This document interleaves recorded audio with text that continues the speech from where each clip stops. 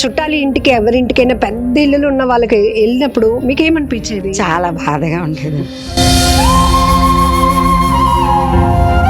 కాకపోతే ఏంటంటే అలాంటి రోజు మాకు ఒకటి వస్తుంది, మేము కూడా అలాగే ఆనందంగా ఉంటామని ఎదురు చూసాము.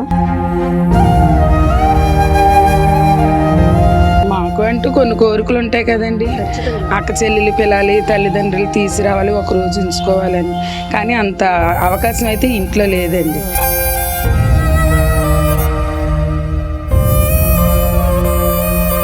స్నానాలు ఇంకా బాత్రూమ్లు చెప్పారు కదా, సులభ కాంప్లెక్స్కి వెళ్ళిపోవడమే.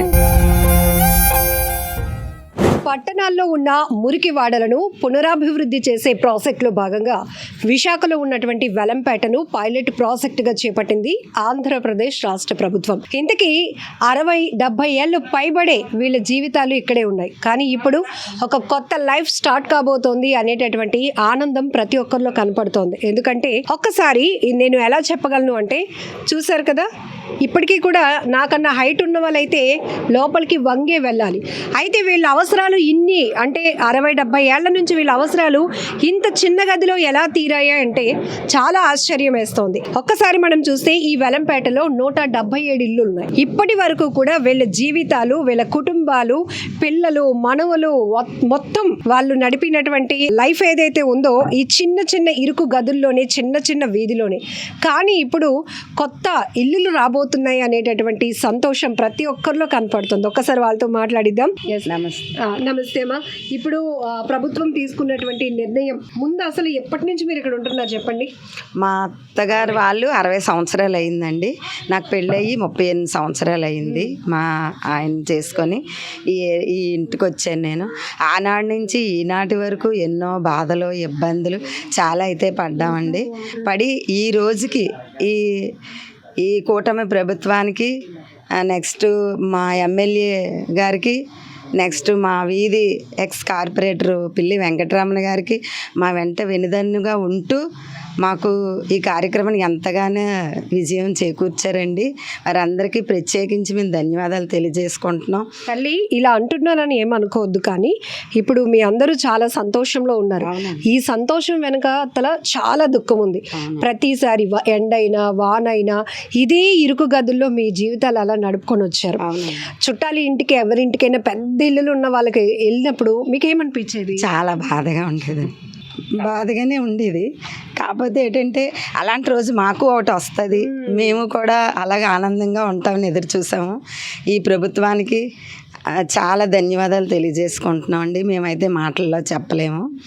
మా మనసులో ఉన్న బాధ మీకు కూడా వ్యక్తం అవుతుంది. వ్యక్తం అవ్వడం కాదు, అర్థమవుతుంది. వచ్చి చూస్తే కరెక్ట్గా నేను 4 అడుగులు వేస్తే వీళ్ళు ఇల్లు అయిపోయింది. ఇందులోనే పడుకోవడం, వంట, సునామీ, వర్షాలండి. ఇంత కొద్ది వర్షం వస్తే నీరు మొన్న పాములు, తేళ్ళు, అనేక రకమైన జంతువులు మాకు అనకూడదు. చాలా ఇబ్బంది అండి. ఆ ఇబ్బందులు ఇంకా ఈ రోజుకి ఆశతో ఎదురు చూసాము. ఆ ఆశ మాకు నెరవేరింది. ప్రభుత్వానికి చాలా ధన్యవాదాలు తెలియజేసుకుంటున్నాం అండి. అంటే ఒక బెడ్రూమ్ అంత ఇల్లు, ఒక బెడ్రూమ్ అంత గదిలో మీది ఇల్లు, అంతేనా? మరి బాత్రూమ్ కు వాటికి బయటికి 5 రూపాయలండి. ఫస్ట్ రూపాయి ఇచ్చేవారు, అది అలాగే ఇప్పుడు 5 రూపాయలు అయింది. 5 రూపాయలు బాత్రూమ్కి వెళ్తూ అక్కడే ఏ టైం అయినా సరే అనకూడదు కండి, మనసు విప్పి అన్నదమ్ములు అంటే చెప్పకూడదు. నైట్ టైం అయితే మటుకు 10 దాటాక చాలా ఇబ్బంది పడతాం, కట్టేస్తారు. ఎక్కడో ఇంకా మాకు తెలుసు కదమ్మా, అలాగా కాలం గడుపుకుంటూ ఈ రోజు వరకు ఇలాగ వచ్చాము. ఎంత ఆశగా ఎదురు చూస్తున్నాం. కానీ ప్రభుత్వం ఏంటంటే మాకు ఇస్తామంటున్నారు, కరెక్టే. అదేదో కట్టేదేదో తొందరలో మాకు కట్టి ఇంకా మమ్మల్ని ఆనందపరుస్తారని మేము ఆశిస్తున్నామండి. అంటే ఈ కూటమి ప్రభుత్వం హయాంలోనే మీరు గృహప్రవేశాలు చేసుకుంటామండి. అంతే, మిమ్మల్ని అందరినీ పిలిచి గృహప్రవేశాలు పిలుస్తాం. తల్లి, ఇన్ని బాధలు, ఇన్ని కష్టాలు పడ్డారు అంటే అసలు పిల్లలు, ఇప్పుడు మీ జనరేషన్ పిల్లలు కూడా ఇందులో అడ్జస్ట్ అవ్వగలుగుతున్నారంటే చాలా గ్రేట్. ఎవరినైనా పిల్లలండి, పిల్లలు పుట్టారు, పెద్ద పిల్లలు అయ్యారు, పెళ్ళిళ్ళు అన్నీ ఇంట్లోనే చేసుకున్నామండి.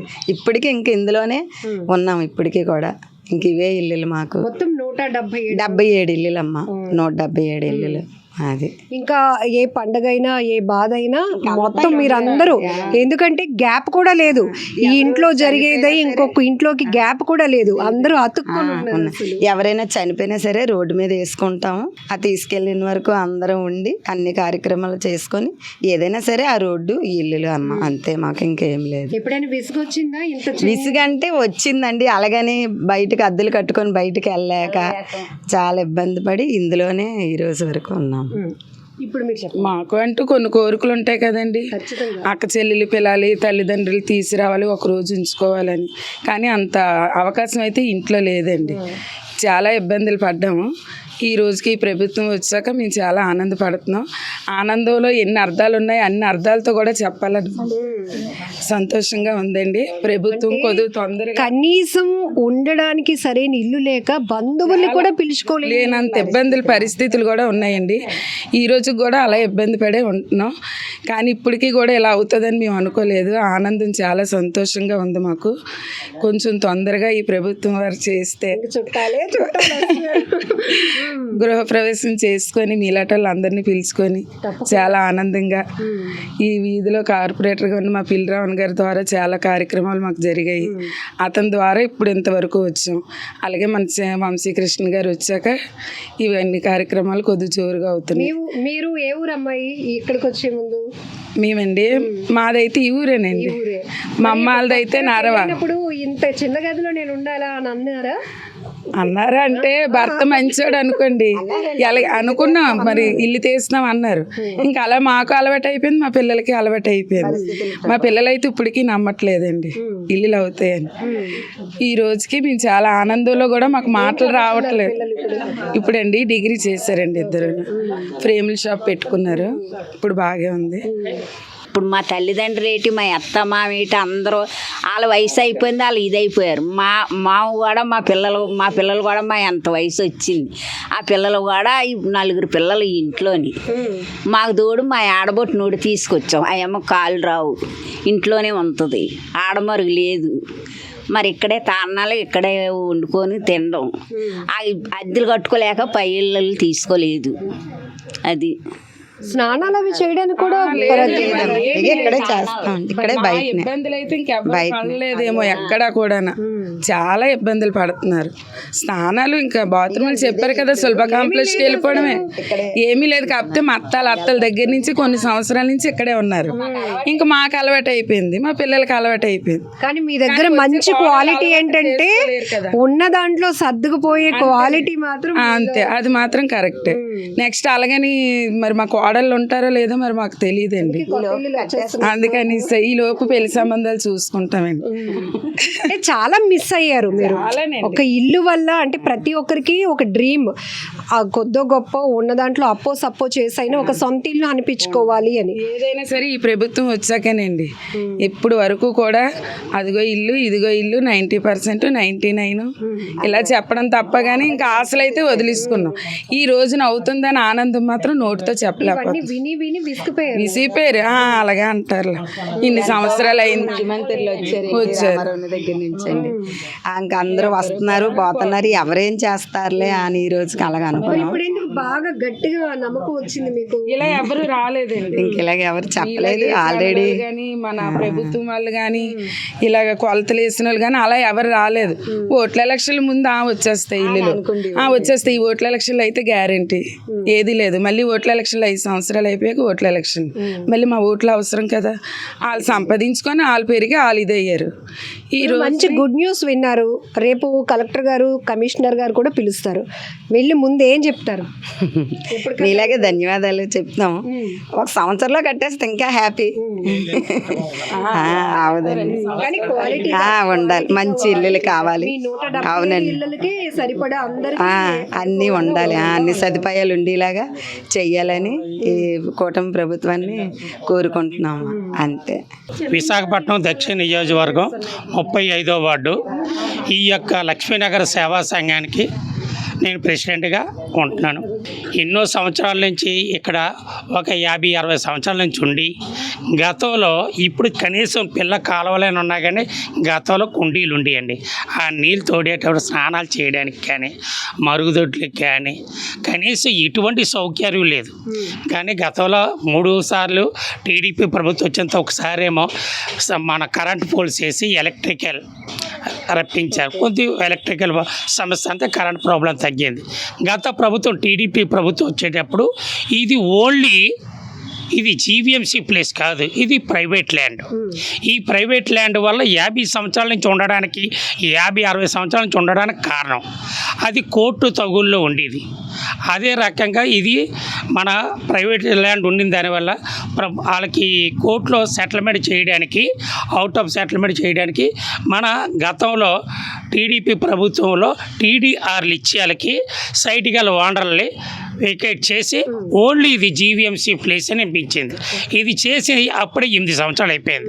గతంలో మన వైఎస్ఆర్ పార్టీ వచ్చింది, అప్పుడు ఇక్కడ వాసుపల్లి గణేష్ కుమార్ గెలిచారు. అప్పుడు కట్టించవలసిందే కానీ ఏ కారణం చేత కానీ వాళ్ళు కట్టడం జరగలేదు. కానీ టీడీపీ ప్రభుత్వంలో టీడీఆర్ ఇచ్చారు. ఇదే రకం ఈరోజు ఈ కూటమి ప్రభుత్వం గెలిచాక ఇది మన దక్షిణాదికి కానీ సమైక్య ఆంధ్రాకి కానీ ఇప్పుడు మనం కొత్తగా ఆంధ్రప్రదేశ్ విడిపోయి ఎన్నో అప్పుల్లో ఉన్నా కూడా ఇటువంటి పేద ప్రజల గురించి ఏ ప్రభుత్వం వచ్చినా కూడా తినడానికి తిండి, ఉండడానికి ఇల్లు, కట్టుకోవడానికి బట్టే కల్పించాలి. ఏ ప్రభుత్వం తాలూకా లక్ష్యం. దాన్ని ఉదాహరణ ఈ కూటమి ప్రభుత్వం ద్వారాగా ప్రతి ఈ యొక్క స్లమ్లో ఉండే ప్రతి ఒక్కరిని కూడా గుర్తించి 177 పేర్లు సెలెక్ట్ చేసి పంపించారు. కానీ ఇల్లులు కట్టించి ఇచ్చిన తర్వాత ఈ 177 కుటుంబాలు కూడా లక్షాధికారులు తప్ప ఎక్కడ కూడా ఏ ఒక్కడు కూడా స్లమ్ ఒక స్కీమ్ ఇల్లు ఇచ్చామంటానికి స్కీమ్ ఇల్లు అంటే సాధారణంగా ఎక్కడెక్కడో ఇస్తారు, ఏ మోడల్లో బతకలేని ప్లేసులో ఇస్తారు. కానీ అది 1,50,000 కమ్మేసుకొచ్చేస్తారు. ఇది ఇంత ఖరీదైన ప్లేసులో ఇన్ని కోట్ల రూపాయలు 17 కోట్ల 7 లక్షల రూపాయలు బడ్జెట్ మన క్యాబినెట్ దీంట్లోనే పాస్ చేసి ఈ రకంగా ఈ ప్రజలకి ఈ రకమైన ఇల్లులు కట్టించినందుకు రియల్గా ఇది మాకు అన్ని విధాలుగా చెప్పంత సంవత్సరంలో ఎన్ని పండగలు వస్తాయో అన్ని పండగల తగ్గ ఆనందం మా వాళ్ళందరిలో కూడా కనిపిస్తుంది.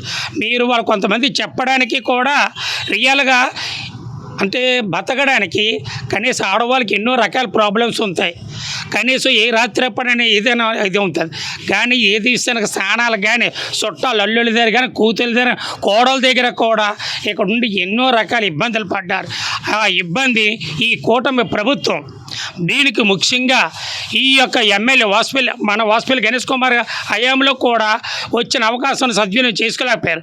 ఈరోజు వంశీకృష్ణ శ్రీనివాస్ గారు అటు ప్రభుత్వాన్ని స్పందించి చేసి ఇక్కడ జీవీఎంసీ కమిషనర్ ద్వారా కలెక్టర్ గారి ద్వారా ఇక్కడ ఉన్న సమస్యని ప్రభుత్వం దృష్టిలో తీసుకెళ్ళి ఇంత హైలైట్ చేసి ఇటువంటి ప్రాజెక్టు తీసుకొచ్చి ప్రజలకు ఆనందం అందించినందుకు ఎన్నో విధాలుగా మేము ఆయనకు ప్రభుత్వానికి అటు వంశీ గారికి కూడా ధన్యవాదాలు తెలుస్తున్నాం. ముఖ్యంగా చెప్పాలంటే ఈ యొక్క ప్రాజెక్ట్ కరెక్ట్గా అవడానికి జీవీఎంసీ కమిషనర్ జీవీఎంసీ సిబ్బంది కూడా మంచి చాకచక్యంగా చేశారని వాళ్ళకి కూడా మా యొక్క లక్ష్మీనగర్ సేవా సంఘం తరపుని ప్రభుత్వానికి ప్రభుత్వం అంటే అటు సెంట్రల్ గవర్నమెంట్ మోడీ గారికి మన state government CM Chandrababu Naidu గారికి పవన్ కళ్యాణ్ గారికి అలాగే స్థానిక ఎమ్మెల్యే అయిన వంశీకృష్ణ గారికి మా యొక్క హృదయపూర్వక ధన్యవాదాలు.